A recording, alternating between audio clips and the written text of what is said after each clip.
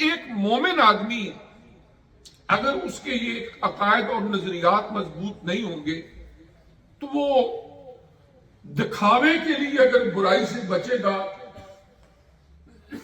لوگوں کو دکھانے کے لیے اچھے کپڑے پہن لیے، لوگوں کو دکھایا جی ایک نیک شریف کے روپ میں، اور اپنی ذاتی زندگی کے اندر اگر وہ گناہوں میں مبتلا ہوگا تو یہ ایک بدترین زندگی شمار ہوتی ہے اسلامک پوائنٹ آف ویو سے۔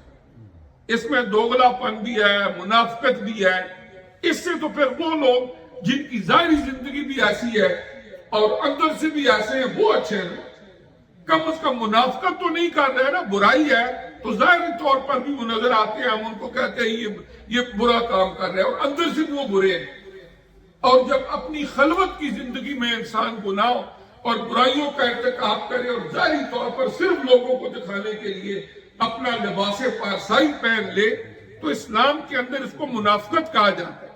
اس کی بڑی وجہ یہ ہوتی ہے کہ بندے کا ان اسلامی عقائد و نظریات پر یقین متزلزل ہوتا ہے۔ کیوں؟ اس لیے کہ جب وہ کسی گوشہ تنہائی میں اب وہاں سے دروازہ کھٹ کے تو اس کو خطرہ پڑ جائے کہ کوئی آ نہ گیا ہو، وہاں پر اس کو یہ خیال کیوں نہیں آتا کہ اللہ میرے ساتھ ہے۔ اسلام کے اندر دیکھیں نا، دنیا کے اندر جتنے بھی سیکیورٹی کے نظام ہیں، آپ کیمرے لگاتے ہیں، بغل الارم لگاتے ہیں، باہر سیکیورٹی گارڈ کھڑے کرتے ہیں، ہر ملک کے اندر آرمی ہے، پولیس ہے، سیکیورٹی ادارے ہیں طرح طرح کے، یہ سارے مل کے بھی انسان کو بچا نہیں سکتے گناہ سے، اس لیے کہ ہر بندہ کوئی نہ کوئی گوشہ تنہائی ایسا تلاش کر سکتا ہے کہ جہاں پولیس کی، سیکیورٹی اداروں کی، کیمرے کی، ان چیزوں کی رسائی نہ ہو۔ گناہ سے بچنے کا جو اسلامی پوائنٹ آف ویو سے اللہ کا بتایا ہوا طریقہ ہے وہ یہ ہے کہ تمہارا ایمان غیر متزلزل ہو ان عقائد و نظریات پہ جنہیں اللہ کے قرآن نے بیان کیا ہے، آقا علیہ السلام نے ان کی تشریحات فرمائی اپنی حدیث مبارکہ۔ پھر عقائد کے بعد مومن بندے کی دوسری کوالٹی یہ ہوتی ہے کہ وہ اپنی زندگی کے اندر حق بندگی ادا کرتا ہے۔ بندگی کس کو کہتے ہیں؟ غلامی، کہ وہ اپنے آپ کو اللہ کے حضور ایک انتہائی کمزور اور حقیر بندہ سمجھتا ہے اور اس اللہ کی ذات کے اوپر پختہ ایمان لاتا ہے، اور اللہ تعالیٰ نے جو طریقہ کار اپنی بندگی کا، عبادت کا دکھایا، سکھایا، اللہ نے اپنے نبیوں کو بھیجا، انہوں نے کر کے دکھایا۔ آقا علیہ السلام نے فرمایا صلو کما رأیتمونی اصلی، نماز ایسے پڑھا کرو جیسے تم مجھے دیکھتے ہو میں نماز پڑھتا ہوں۔ آپ نے روزہ رکھ کے دکھایا، حج کر کے دکھایا، اللہ کے راستے میں خرچ کر کے دکھایا، زندگی کے سارے معاملات کو حضور علیہ السلام نے کیا، اور وہ ہمارے لیے ایک کمپلیٹ کوڈ آف لائف اور ایک بہترین رول ماڈل۔ اور پھر اسلام میں عبادت کا مفہوم صرف نماز، روزہ، زکوٰۃ، حج بھی نہیں ہے۔ اسلام میں عبادت کا مفہوم بہت وسیع ہے۔ ہر وہ عمل جو کرتے ہوئے اللہ کا تصور دل و دماغ میں ہو اور اللہ تبارک و تعالی کی رضا مقصود ہو، وہ عمل عبادت ہے۔ یعنی ایک آدمی جب اپنی جاب پہ جاتا ہے، وہ کام کر رہا ہے، عمومی طور پر عرف عام میں اس کو کہہ دیا جاتا ہے یہ دنیا داری ہے۔ یعنی بندہ مسجد میں آیا ہے نماز پڑھنے کے لیے تو اس کو تو دین داری سمجھا جاتا ہے، لیکن بندہ اپنی جاب پہ چلا گیا اپنے بچوں کے لیے رزق حلال کمانے کے لیے، جو بھی اس کی جاب ہے، اس کو عموماً سمجھا جاتا ہے یہ دنیا داری ہے۔ لیکن اسلام کے اندر اس طرح دنیا داری اور دین داری کی کوئی تقسیم ہے ہی نہیں۔ ہر وہ کام جو اللہ کے بتائے ہوئے رستے کے موافق ہے وہ عبادت۔ اور حضور علیہ السلام نے اپنی زندگی میں کوئی روایت نہیں ملتی، شاید میرے علم میں نہ ہو، کہیں ہو کہ کسی کا ہاتھ چوما ہو، کیا میں آپ کا ہاتھ چومتا ہوں، آپ نے ایک مزدور کا ہاتھ چوما، یہ ابھی 1 مئی کو مزدور ڈے بھی، لیبر ڈے بھی گزرا ہے نا، آپ نے مزدور کا ہاتھ چوما۔ یہ روایت ہے کہ جب ایک بندہ محنت مزدوری کر رہا تھا، آنکھوں کے اوپر بھی چھالے پڑ گئے رزق حلال کماتے ہوئے، اور آقا علیہ السلام کی بارگاہ میں حاضر ہوئے اور بتایا کہ آپ نے مجھے حکم دیا تھا جاؤ بھیک نہیں مانگنی، جو کچھ تمہارے پاس ہے اس کے لیے پہاڑ سے لکڑیاں کاٹ کے بیچ لیا کرو۔ میں بیچتا تو رہا ہوں، کاٹتا بھی رہا ہوں، لیکن آنکھوں کی یہ حالت ہو گئی ہے۔ تو آپ نے فرمایا القاسم حبیب اللہ، جو محنت مزدوری کرنے والا ہے وہ اللہ تبارک و تعالیٰ کا دوست ہے۔ آپ نے ہاتھ کو چوم لیا۔ تو اسلام کے اندر جو عبادت کا مفہوم ہے کہ ان طریقوں کو اختیار کرنا زندگی میں جو جائز ہوں اور رزق حلال کمایا جائے۔ دیکھیں نا، آپ اگر کہیں رہ رہے ہیں، آپ اپنے پڑوسی کا خیال رکھتے ہیں، تو کیا یہ دنیا داری ہے؟ جس قرآن نے ہمیں 5 وقت کی نماز کا حکم دیا، حج کا، روزے کا، زکوٰۃ کا حکم دیا، کیا اسی قرآن نے محلے داروں کے حقوق نہیں بیان کیے، پڑوسیوں کے حقوق نہیں بیان کیے؟ جب اسی قرآن نے بیان کی ہے تو پھر یہ دنیا داری نہیں ہے، یہ بھی دین داری ہے۔ ایک آپ کا بھائی ہے، آپ کی بہن ہے، آپ کے عزیز و اقارب ہیں، آپ ان کے ساتھ صلہ رحمی کرتے ہو، ان کی ہیلپ آؤٹ کرتے ہو، کسی پریشانی میں ان کی غمگساری کرتے ہو، تو کیا ذوی القربیٰ کے ساتھ حسن سلوک کا حکم قرآن نے نہیں دیا؟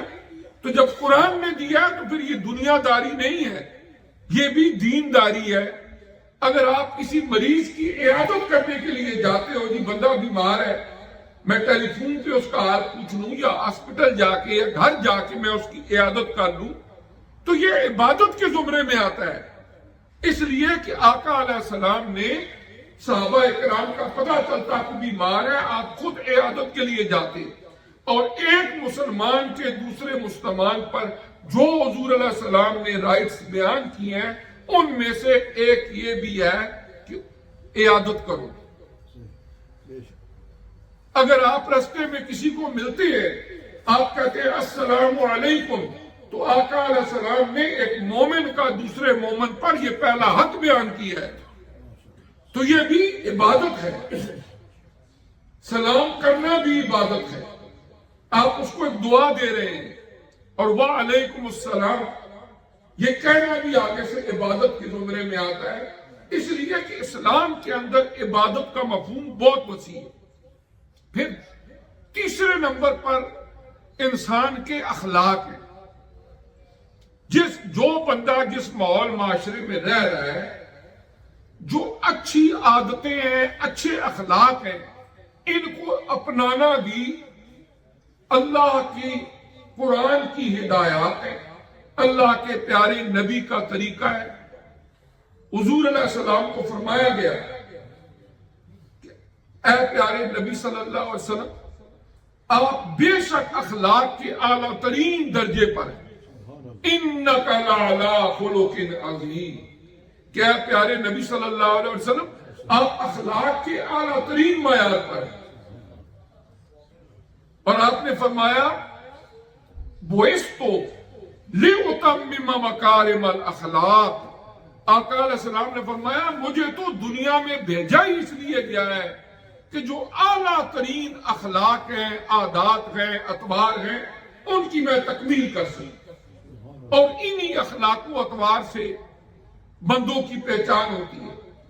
اور یہی وہ چیزیں ہیں کہ کسی بھی ملٹی کلچر سوسائٹی کے اندر رہتے ہوئے دوسرے وہ لوگ جن سے انٹریکشن ہوتا ہے ان کو متاثر کرتی ہیں۔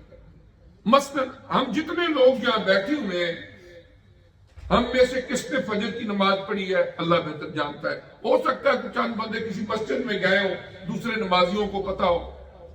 کس نے اٹھ کے تہجد پڑھے ہیں؟ اللہ بہتر جانتا ہے. کوئی غیب تو نہیں ہم جانتے کہ مجھے پتا ہو کہ میں ویسے ہی کہہ دوں اس نے پڑھے ہیں. جب میں تو اس نے دان رکھتا ہوں کہ جنہیں اللہ نے جمعے کے دن توفیق دی ہے اول وقت میں آئے اور جمعہ پڑھے، یقیناً انہوں نے فجر کی نماز بھی بر وقت پڑھی ہوگی. کہنے کا مقصد یہ ہے کہ یہ چیزیں ہماری پرسنل لائف میں آتی ہیں. اب جس بندے کو آپ نے 8 بجے 9 بجے جاب پہ جانا ہے، جس بندے سے آپ کا انٹریکشن ہوتا ہے، اب اسے کیا پتا ہے کہ آپ رات کو کتنے نفل پڑھ کے آئے ہیں، کتنی تسبیحات پڑھی ہیں.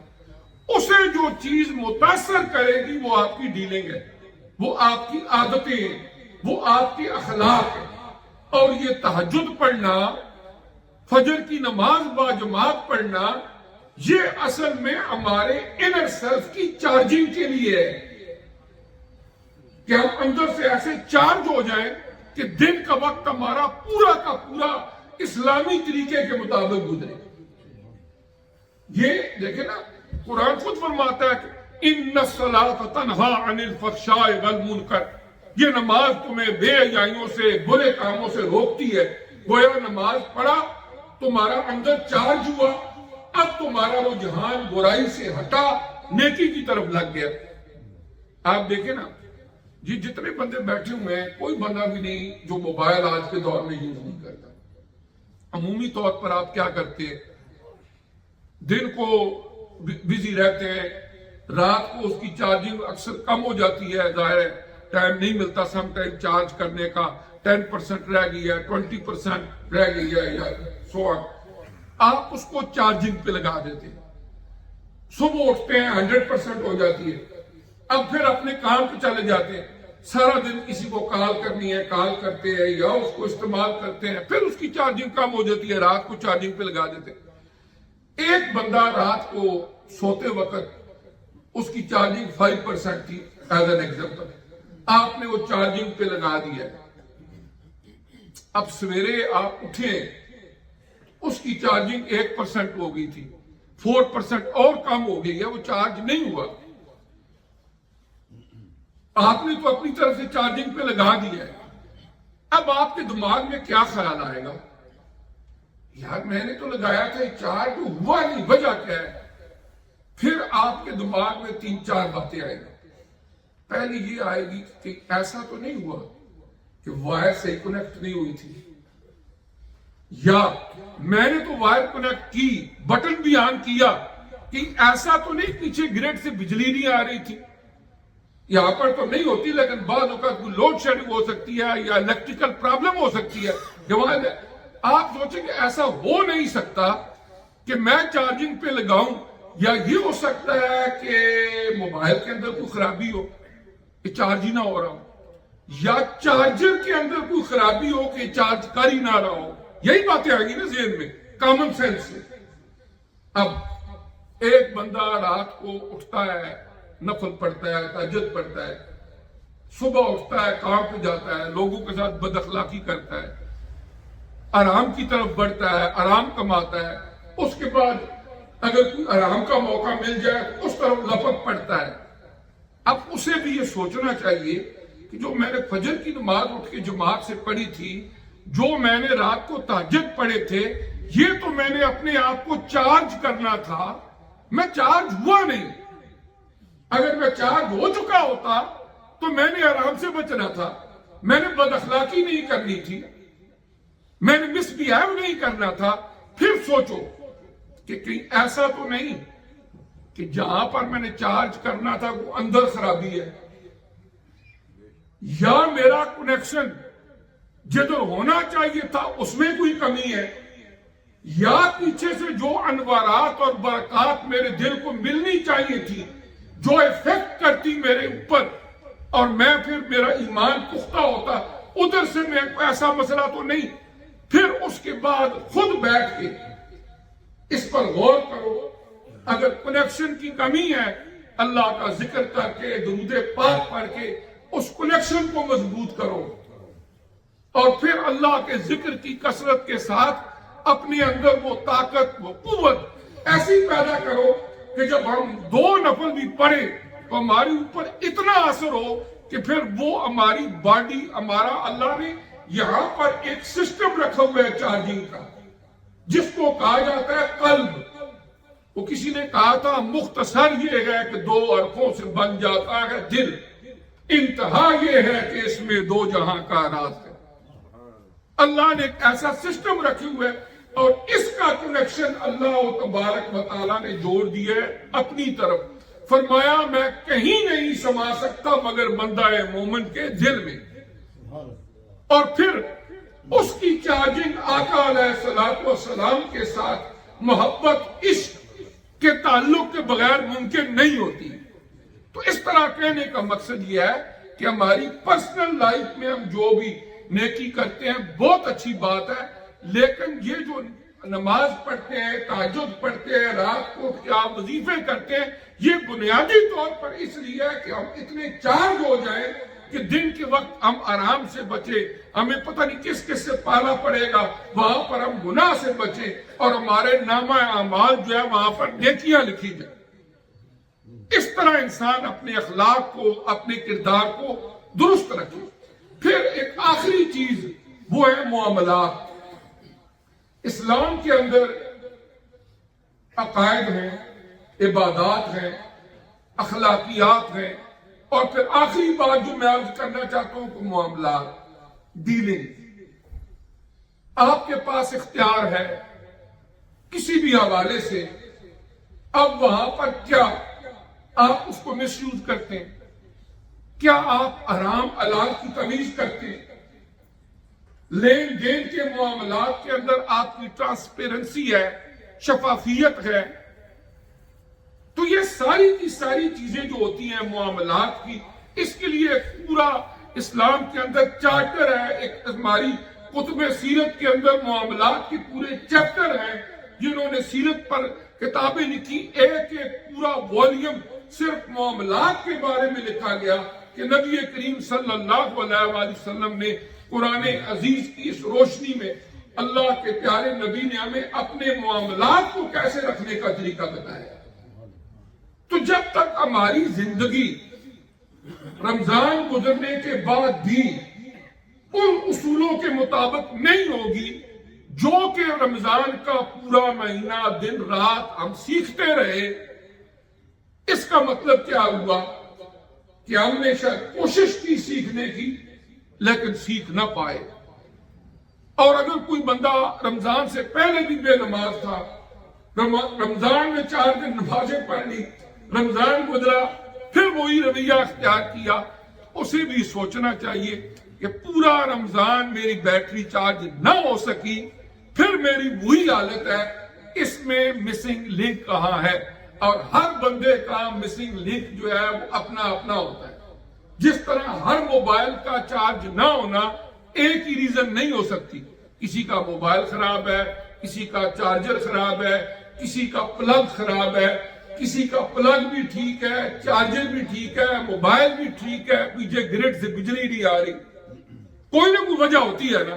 تو لہذا اگر پورا رمضان 30 ڈیز ہم نے اپنے آپ کو چارج کرنے کی کوشش کی کہ ہم ایسے مسلمان بنیں گے کہ جو اللہ کا مطلوب اور مقصود ہے، جس کو دیکھ کے آقا علیہ السلام کے چہرے پہ مسکراہٹ آئے قبر میں، اس لیے کہ مرنا تو ہے ہی، گزارا نہیں ہے۔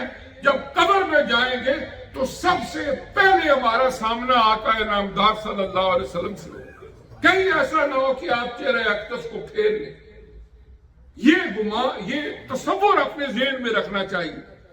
لمحے کا پتہ نہیں کتنے جو پچھلے چند مہینے گزرے ہیں، ہم نے یہاں لوٹن کے اندر زیادہ تر جوان لوگوں کے جنازے پڑے۔ لمحے کا پتہ نہیں، سامان 100 برس کا اور پل کی خبر نہیں۔ یہ بندے کی پلاننگ ہے، میں نے یہ بھی کرنا ہے، میں نے یہ بھی کرنا ہے، بچے بھی جوان کرنے ہیں، ان کی شادیاں کرنی ہے، اور مکان خریدنا ہے، فلاں کرنا ہے، یہ ہماری پلاننگ ہے۔